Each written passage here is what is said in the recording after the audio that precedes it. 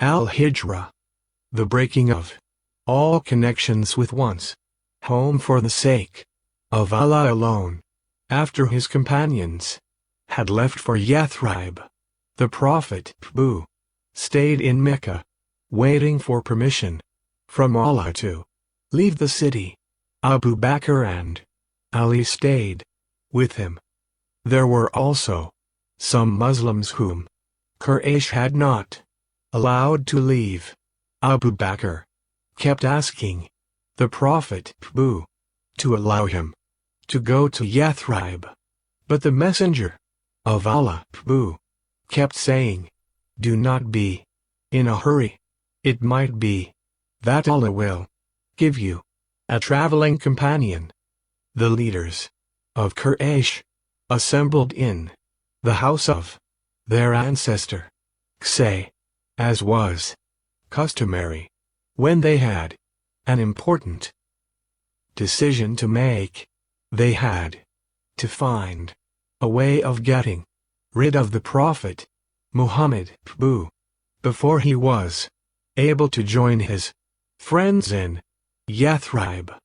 As they were busy arguing, the devil appeared at the door in the form of a noble and handsome old man. When they saw this elderly gentleman standing there, they asked him who he was. He said he was a sheikh from the mountains, who had heard what they meant to do and thought he might be able to help or advise them. They thought he looked like a wise man, so they invited him in. Each leader then started to put forward ideas about what should be done, but none of them could agree about which was best, until Abu Jahl told them his plan. This was that each clan should provide a strong young warrior, each of whom would be given a sword. All the young warriors would then wait outside the Prophet's house and together attack him as he came out. In this way, they would be rid of him, but as the blame for killing him would fall on all the clans, the Prophet's family would not be able to seek revenge. When he heard this, the devil in the disguise of the old man said, "That man is right. In my opinion, it is the only thing to do." The leaders of Quraysh then left to carry out their plan to murder the Prophet and when the unbelievers plot against thee, to confine thee, or kill thee, or to drive thee out, they were plotting, but Allah was also plotting, and Allah is the best of plotters. Quran 8.30. Before the night fell, on which Muhammad was to be killed, the Archangel Gabriel came to him and said, "Do not sleep tonight in your own bed." The Prophet understood what was going to happen, so he told Ali to lie in his bed and wrap himself in the blanket that the Prophet normally used.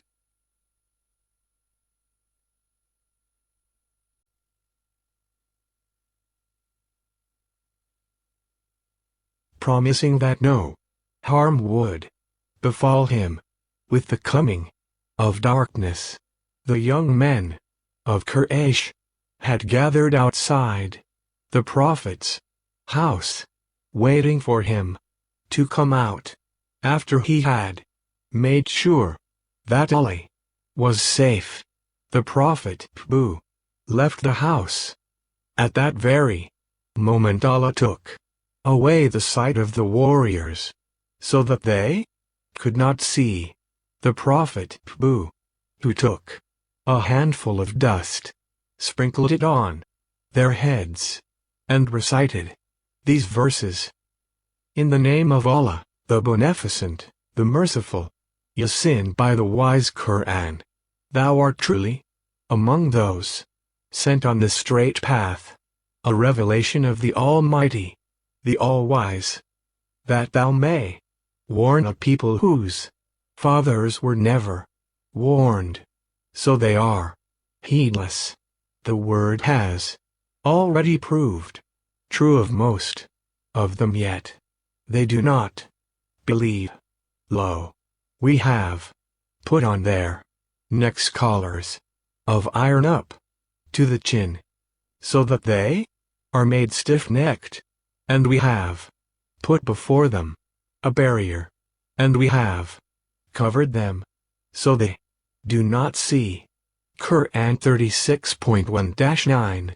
The young men waited the whole night and were furious when, in the morning, they saw Ali instead of the Prophet coming out of the house.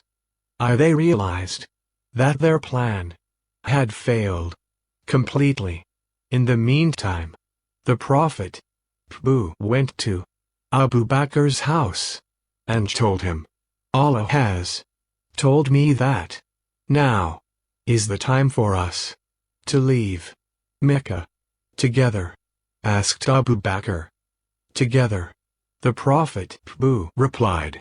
Abu Bakr wept for joy, because now he knew that the traveling companion he had been promised was the Prophet himself. Then he said, O Messenger of Allah, these are the 2 camels which I have kept ready for this. And so the 2 of them left for a cave in Thawr, a mountain to the south of Mecca, where they intended to hide. When they were out of the city, the Prophet looked back and said, Of all Allah's earth, you are the dearest place to Allah and to me, and if my people had not driven me out, I would never have left you. When Quraysh found out that the Prophet and his companion had gone, they set out after them, searching in every direction. 3 days later, they finally reached the cave where the Prophet and Abu Bakr were hiding. But a strange and wonderful thing had happened. A spider had woven its web right across the entrance to the cave, and a dove was nesting with her mate nearby. As the Meccans stood in front of the cave, with only the spider's web separating them from the fugitives, Abu Bakr began to fear for their safety. He whispered to the Prophet,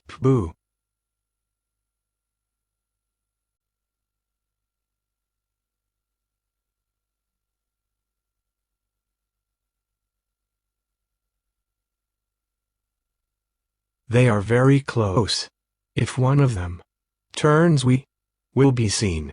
But he was comforted by the Prophet's reply. What do you think of 2 who have with them Allah as their third? Grieve not, for verily Allah is with us. Quran 9:40. After a few moments, the search party decided that no one could have entered the cave recently, or the spider's web would not have been complete and the dove would not have nested there, and so they left without searching inside. 3 days later, the Prophet and Abu Bakr thought it safe to leave the cave. Abu Bakr's son, Amir, had arranged for 3 camels and a guide to help them continue their journey to Yathrib. Amir would ride behind his father. The leaders of Quraysh, meanwhile, returned to Mecca and offered a reward of 100 camels to whoever captured the Prophet. Among those who went in search of him was a famous warrior. He was, in fact, the only one to catch up with him, but whenever he came close, his horse would suddenly sink up to its knees in the sand. When this had happened 3 times, he understood that the Prophet was protected by a power stronger than anything he had known, and so he went back to Mecca. On arriving there, he warned everyone against continuing the search, relating what had happened to him. If you do not help him, still Allah has helped him already. When the unbelievers drove him forth, he second of 2. When the 2 were in the cave, when he said to his companion, "Grieve not, surely Allah is with us," then Allah caused his peace and reassurance to descend upon him, and helped him with hosts you cannot see, and he made the word of the unbelievers the lowest, while Allah's word is the uppermost. Allah is Almighty, All-Wise. Quran 9:40. The Prophet's journey from Mecca is called the Hijrah, or migration.